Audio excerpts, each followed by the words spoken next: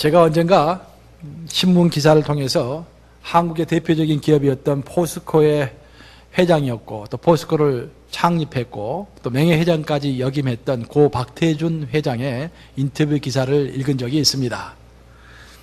그분은 한국뿐만 아니라 일본과 중국에 있는 정치, 경제 지도자들과 폭넓게 교우관계를 맺으면서 많은 사람들을 만났는데 그분에게 신문 기자가 사람을 평가하는 방법에 대해서 물어보았습니다. 그러자 그분이 자신에게 가장 감명 깊은 인상을 주었던 두 분의 이야기를 들어가지고 사람을 평가하는 방법을 인터뷰 기사에서 말했던 것입니다. 그 사람에게 큰 감명을 주었던 두 사람은, 한 사람은 삼성그룹을 창업했던 고 이병철 회장이고 한 사람은 현대그룹을 창업했던 고 정주영 회장이었습니다. 한 번은 이병철 회장이 포항제철을 구경하기 위해서 포항에 내려왔다고 합니다. 그때 워낙 거물급 사람이 내려왔기 때문에 이 박태준 회장은 자신이 직접 브리핑을 했는데 이 브리핑을 듣고 나서 이 이병철 회장이 가장 먼저 물어봤던 것이 회사의 재무구조였다고 합니다. 이 회사의 재무구조가 어떻게 됩니까? 라고 질문했던 것입니다. 반면에 얼마 후에 정주영 회장이 포항을 방문했는데 그분은 브리핑을 듣기도 전에 그냥 철판을 만드는 공장을 빨리 보고 싶다고 그쪽에 직행하자고 했다고 하는 그런 기사를 내가 읽은 적이 있습니다. 그러면서 박태준 회장의 결론은 사람이 무엇을 원하는가 또 사람이 무엇을 중요하게 생각하는가를 보면은 그 사람을 평가하고 알 수 있다라고 이야기하는 것들을 제가 읽게 되었습니다. 저는 이거를 읽으면서 우리의 신앙도 마찬가지라는 생각을 했습니다. 우리가 무엇을 원하는가 또 우리가 무엇을 가장 중요하게 생각하는가를 보면은 그 사람의 신앙의 색깔을 어느 정도 판별할 수가 있는 것입니다. 지금 여러분들은 무엇을 원하고 있습니까? 지금 2013년도 7월 14일인데 지금 이 순간 여러분이 가장 원하는 것은 무엇입니까? 또 여러분이 중요하게 생각하고 있는 것은 무엇입니까? 지금 스스로 여러분들이 마음속으로 답변하고 있는 것이 바로 여러분의 삶의 색깔이요 여러분의 신앙 색깔이라고 할 수가 있겠습니다. 성경에 따르면 우리 인간은 영과 혼과 육의 3층 구조로 이루어진 존재라고 설명이 되어 있습니다. 육이라는 것은 우리의 몸을 뜻하는 것으로서 영어로 말하면 body를 이야기합니다. body. 이 육에 관심이 많은 사람은 어떤 사람은 굉장히 육에 관심이 많은 사람이 있는데 이 육에 관심이 많은 사람은 외모 중심의 겉사람을 중요시 여기고 평안함과 물질을 추구하는 경향이 있습니다. 뭐 이것이 잘 됐다 못 됐다라기보다는 하여튼 그런 경향의 사람이 있는 것입니다. 그리고 신학자 폴 틸리는 모든 인간이 세 가지의 불안 가운데 한두 가지를 갖고 있다고 이야기했는데 그 세 가지 불안 중에서 특별하게 죽음의 불안에 휩싸여 있는 사람이 바로 육적인 사람의 특징입니다. 이런 사람들에게 왜 신앙생활을 하느냐고 왜 교회에 가느냐고 물어보면 대부분의 답변은 그냥 천국에 가기 위해서 교회에 나간다. 또 그리고 이 땅에서 부자로 편안하게 살기 위해서 교회에 나간다라고 설명하는 것이 대부분입니다. 다시 말하지만 이것이 좋고 나쁘고를 떠나서 그러한 경향의 사람들이 있는 것입니다. 반면에 혼이라는 것은 우리 인간의 내면에 있는 의식을 혼이라고 합니다. 영어로 표현하면 에고 내지는 soul이라고 표현할 수가 있겠는데 이 혼이 강한 사람은 무엇보다도 정신력과 자제력이 무척 강합니다. 아울러서 지식과 진리를 탐구하는 열정을 가지고 있는 것입니다. 그래서 이런 사람들이 예수님을 알게 되면 무엇보다도 그 누구보다도 성경을 열심히 읽습니다. 그리고 또 경건의 서적까지도 열심히 탐구하는 그런 성향을 보이는 것입니다. 그런데 이 혼적인 사람의 약점이라고 할까요? 한 가지 좀 부족한 점이 한 가지 있는데 그 사람은 성경을 10번, 100번 열심히 읽고 또 경건의 서적을 열심히 읽는데 반면에 무릎 꿇어서 기도하는 것을 굉장히 힘들어하는 사람들이 있는 것입니다. 밤새 내내 목사님 밤새 내내 성경 읽느라고 새벽 기도에 나갈 수가 없어요. 목사님 내가 경건의 서적을 열심히 읽느라고 교회 봉사할 시간이 없어요 하는 그런 혼적인 사람들이 교회에는 꽤 있는 것입니다. 폴 틸리의 분류에 따르면 이런 사람들은 무엇보다도 존재의 불안을 느끼고 있는 사람입니다. 존재의 불안이 무엇인가? 존재의 불안이라는 것은 삶의 목적과 삶의 의미를 갈구하고 찾는 사람들을 존재의 불안을 느끼는 사람이라고 우리는 표현합니다. 그 사람들이 추구하는 것은 내가 왜 사는가? 삶의 목적이 무엇인가? 삶의 의미가 무엇인가를 자꾸 생각하게 된다라는 것입니다. 마지막으로 영이란 우리 인간의 무의식의 세계입니다. 의식의 세계가 아니라 무의식의 세계를 우리는 영이라고 하는데, 영어로 하면 스피릿이라고 하죠. 스피릿. 근데 이 영이야말로 하나님을 담을 수 있는, 하나님의 존재를 담을 수 있는 그런 영역인 것입니다. 이 영이 강한 사람은 항상 양심의 불안을 느끼는 사람입니다. 폴 틸리의 분류에 따르면 양심의 불안을 느끼는 사람이 바로 영적인 사람인 것입니다. 끊임없이 신의 영과 접촉해서 자신의 불안을 해소하려고 노력하는 사람이 바로 영의 사람이라기보다는 영적인 사람인 것입니다. 이 영이 강한 사람은 자연스럽게 기도를 많이 하고 성령의 은사를 갈구하는 그런 경향이 있습니다.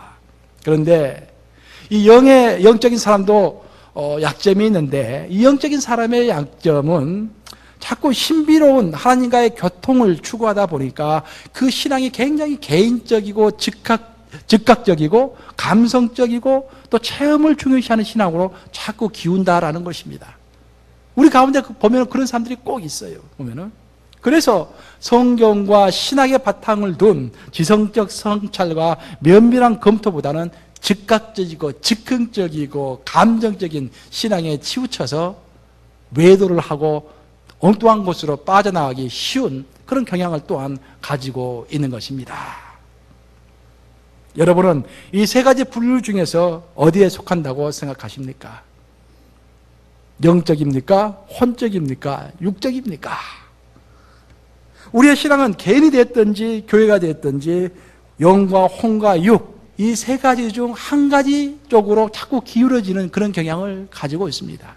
하지만 모든 교단 중에서 기울어지지 않고 영과 혼과 육적인 면을 다 골고루 가지고 있는 균형 잡힌 교단이 딱 하나가 있는데, 어느 교단이다? 우리 바로 연합감리교단이다. 믿으시기 바랍니다, 여러분들. 실제로 그래요. 여러분 장로교회 하면 어때요? 딱 인상이 있잖아요. 순복음교회 하면 어떻습니까? 딱 인상이 있잖아요. 근데 우리 연합감리교도 하면 딱 어떻습니까? 균형 잡혀있는 교단, 웨슬리의 전통을 따라서. 우리 웨슬리 전통이 무엇입니까? 우리 웨슬리 전통에서 우리 감리교가 나왔고, 우리 감리교에서 한국에서는 성결교, 미국에서 홀리네스 그런 교단들이 나왔고, 그 홀리네스 교단에서 뉴욕 순복음교회가 나온 거 아니에요? 순복음교단이 나온 거 아니겠습니까? 또 우리 웨슬리 영성에서, 웨슬리 뿌리에서 또 구세군이 다 나온 거 아니겠습니까? 모두 다 우리 감리교의 뿌리예요. 우리 감리교는 경건도 있고 성경도 있고 사회참여도 있고 신비주의도 있고 다 했습니다. 없는 게 없어요. 행복한 여러분이 것을 믿으시기 바랍니다, 여러분들. 아멘, 아멘. 예. 그런데 흥미로운 것은 육적인 사람은 육적인 사람들끼리 모이고, 혼적인 사람들은 혼적인 사람들끼리 모이고, 또 영적인 사람들은 영적인 사람들끼리 모인다라는 것입니다. 그래서 그 모인 사람들이 교회의 삭가를 결정하고 또 교단의 삭가를 결정하는 것입니다. 그러면 우리 교회는 어떤 사람들이 많이 모였을까? 육적인 사람들이 많이 모였을까? 혼적인 사람들이 많이 모였을까? 영적인 사람들이 많이 모였을까? 이 설교 후에 식사하실 때 서로 이야기해 보시기 바랍니다. 그것은 제가 답을 주지 않겠습니다.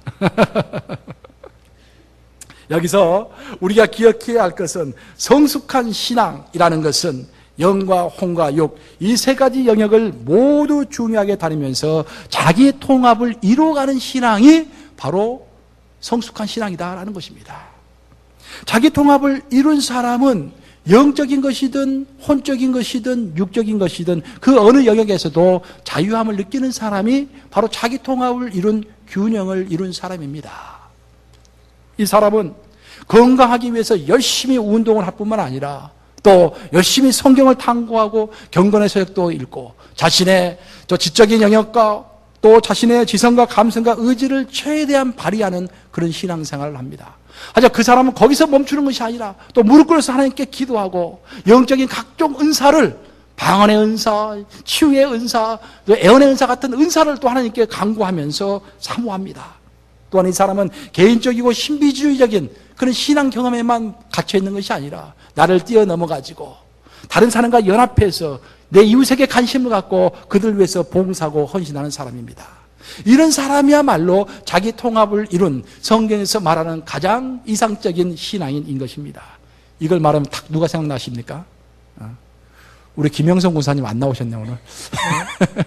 김 군사님도 상당히 탁구도 열심히 하시고 보면은 또 성경 필사도 열심히 하시고 뭐 그러시는 경향이 있는데 다 잘 좋다가 또 오늘 주일 안 나오셨네요 또 그러니까. 여러분, 하나님이 창조하신 모든 것은 그 의미가 있고 가치가 있습니다. 하나님이 창조하셨다면은 그게는 그 의미가 있고 그 가치가 있는 것입니다. 하나님 우리의 영과 혼과 육을 창조하셨기 때문에 우리 영과 혼과 육도 그 나름대로 보존하고 발전시켜야 할 가치와 의미가 있는 것입니다. 하지만 중요하다고 해서 모두 다 똑같이 중요한 것은 아닙니다. 우리의 영과 혼과 육 세 가지 다 중요하지만 그 중요도는 약간의 차이가 있다는 것입니다. 예를 들어본다면은 여러분들 맛있게 먹는 그 밤을 봅시다. 밤을 보면은 밤은 제일 겉에 뭐가 있습니까? 밤송이가 있죠. 가시 같은 밤송이가 있죠. 그 밤송이를 딱 뜯고 들어가면 뭐가 있습니까? 밤껍질 있죠. 그 밤껍질을 벗겨야만이 뭐가 나옵니까?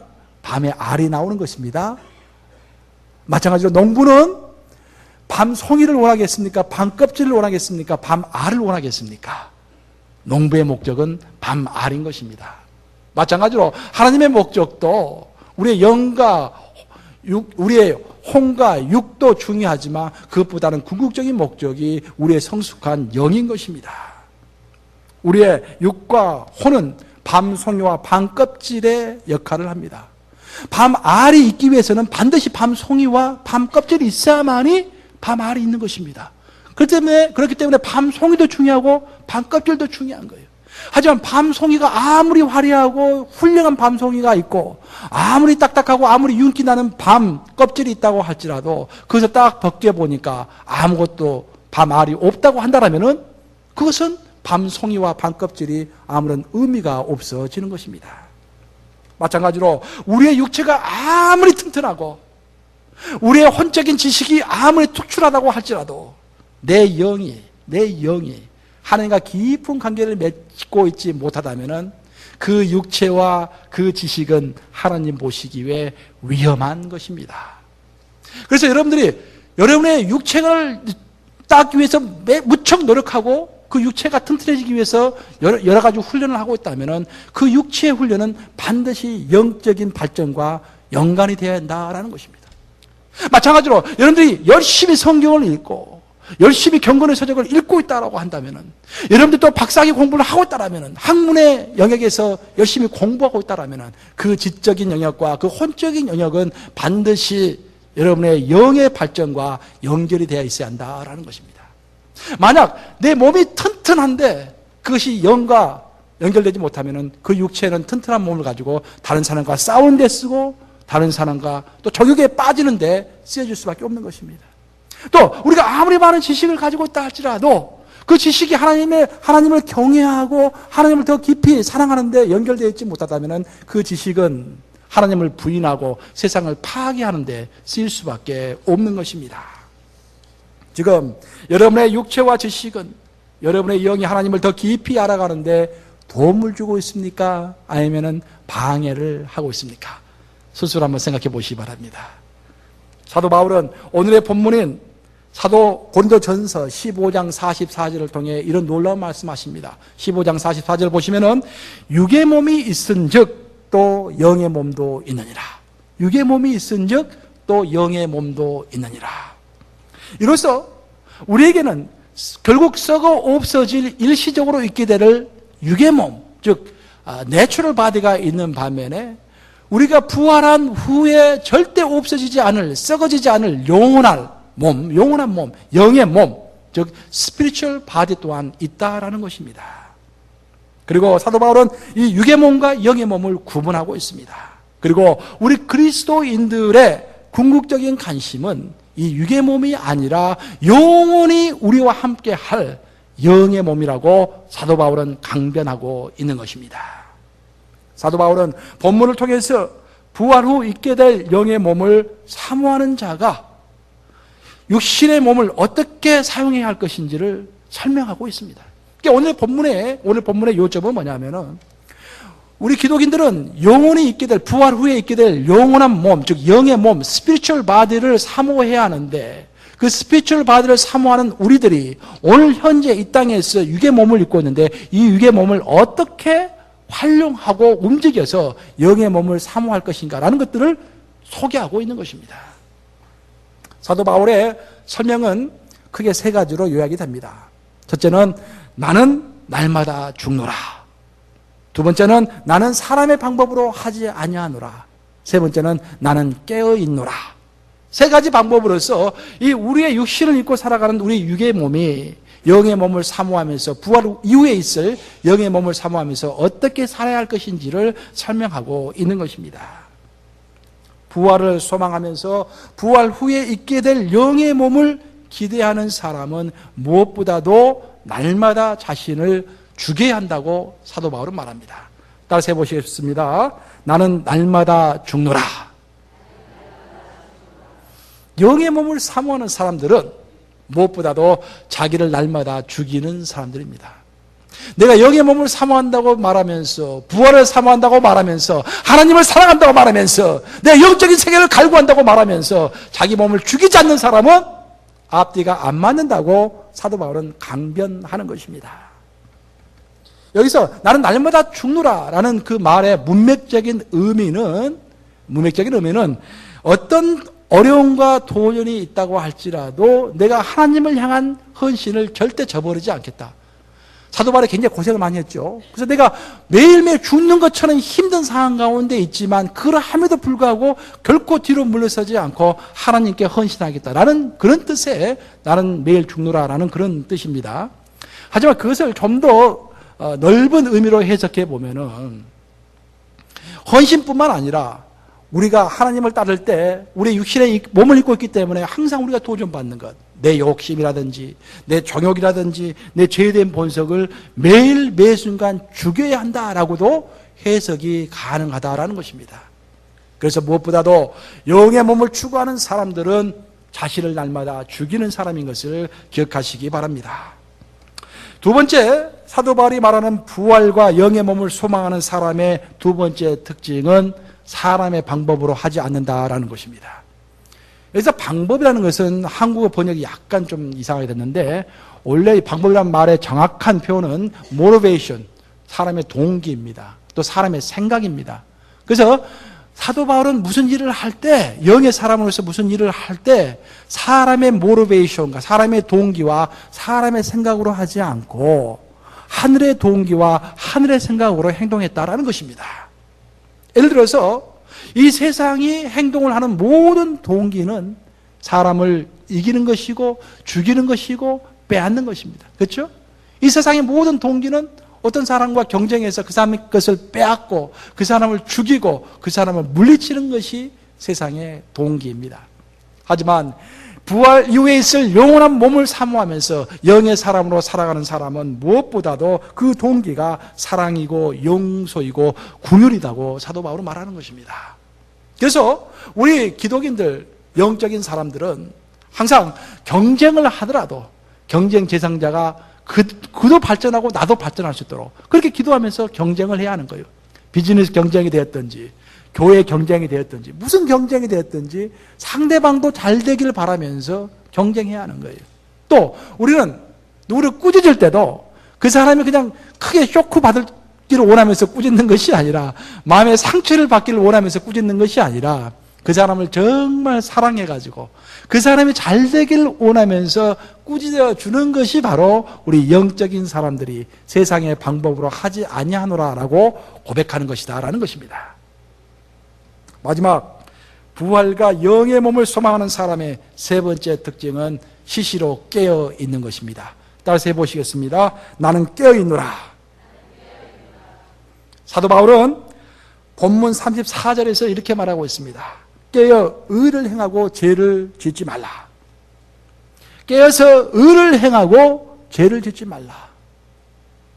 깨어있다라는 말은 우리 영의 사람들은 부활 이후에 있을 영적인 몸을 사모하면서 살아가는 사람들은 결국 마지막에 있을 예수님 앞에서의 마지막 심판을 의식하면서 깨어서 생활하는 사람들이다, 그런 말입니다. 그래서 우리는 항상 마지막 심판을 생각하는 사람들이기 때문에 조심하고 죄를 짓지 않도록 노력하는 사람들이 아닙니까?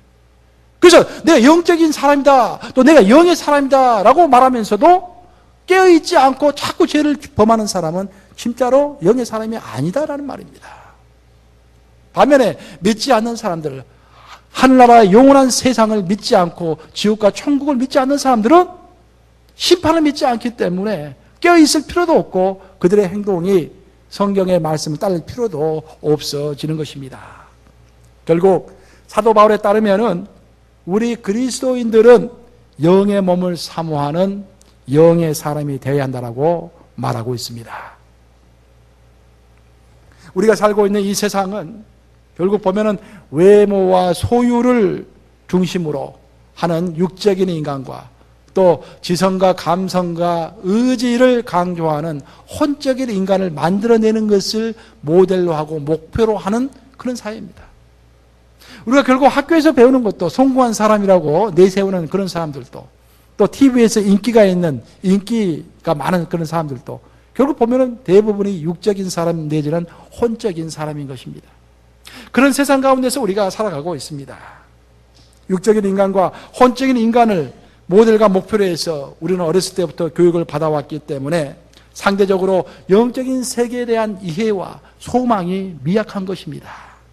하지만 성경의 가르침대로 우리가 이 세상을 경쟁의 법칙이 아닌 은혜의 법칙대로 살아가기 위해서는 무엇보다도 우리는 영의 사람이 되어야 합니다. 물론 혼적인 부분과 육적인 부분도 필요합니다. 꼭 여러분이 아셔야 할 것은 혼적인 부분과 육적인 부분이 나쁜 것도 아니고 필요가 없는 것도 아닙니다. 밤송이와 밤껍질이 있어야 밤알맹이가 있듯이 우리의 육도 필요하고 우리의 혼도 필요합니다. 하지만 우리의 혼과 우리의 육은 반드시 영적인 발전과 연결이 되어 있어야 한다는 것입니다. 우리의 육의 발전은 그 다리가 영적인 발전과 연결되어 있어야 되고, 우리의 혼의 발전도 우리의 영의 발전과 연결되어 있어야만이 그것이 바로 값어치 있는 하나님 보시기에 합당한 발전이 되는 것입니다. 결국 우리 하나님은 우리를 훈련시키시는 하나님이신데, 자기 중심적인 육적인 인간, 또 자기 중심적인 혼적인 인간을 하나님께 영광을 돌리는 하나님 중심의 영적인 사람으로 훈련시키시는 하나님이십니다. 대표적인 예로 우리 요셉을 예로 들어본다면은, 우리 요셉 창세에 나오는 요셉이 아주 어렸을 때 꿈을 통해서 하나님으로부터 너가 위대하고 창대하게 되리라라는 그런 계시를 받았습니다. 그러자 요셉은 그 꿈을 통해서 계시를 배우고 난 다음에, 알고 난 다음에 형들 앞에서 자랑을 했던 그런 육의 사람이었습니다. 하지만 하나님께서는 그 육의 사람에 머물러 있었던 요셉을 이제는 하나님을 경외하는 사람, 또 세상을 살리는 영의 사람으로 키우기 위해서, 그 그릇을 만들기 위해서 요셉을 감옥에서 고생하게 하셨던 것입니다. 그래서 그 감옥에서 노예 신분으로, 또 죄인의 신분으로 오랜 기간 동안 시련을 겪은 요셉은 마침내 그 꿈을 해석하고서 바로왕의 앞에 섰을 때 그 꿈 해석에 감탄을 하고 있는 바로왕에게 이렇게 고백을 합니다. 이제 이는 제가 대답하는 것이 아니라 하나님이 대답하시는 것입니다. 드디어 그 어렸을 때 자신을 뽐내고 자랑했던 그 육과 혼의 사람이 이제는 하나님의 영광과 하나님의 지혜와 하나님의 도우심을 자랑하는 영의 사람으로 변화가 된 것입니다. 이런 훈련은 누구든지 예외가 없습니다.